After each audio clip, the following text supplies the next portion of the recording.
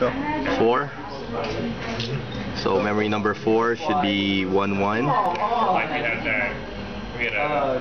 Okay.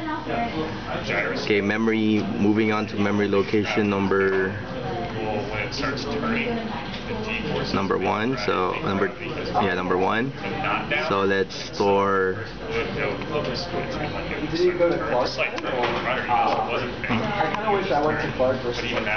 1001. Moving on to memory location 0, which is this one.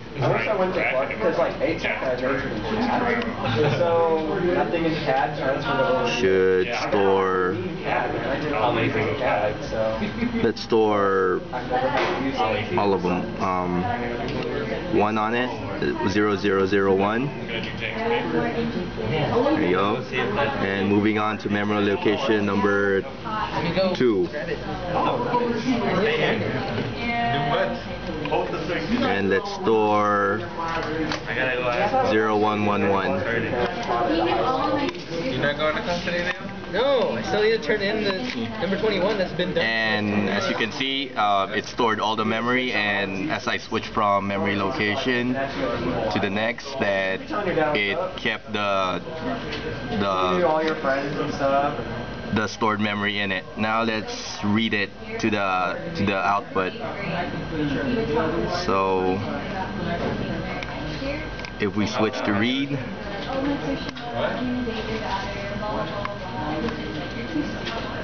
That's awesome. That's awesome. Right now it's reading memory location 3, 10, and switching to memory location number 4. So this light should reflect what this is showing, Better walk out of this class right now. which it does. And switching to memory location 1, which should reflect what this lights are showing. That's pretty funny, actually.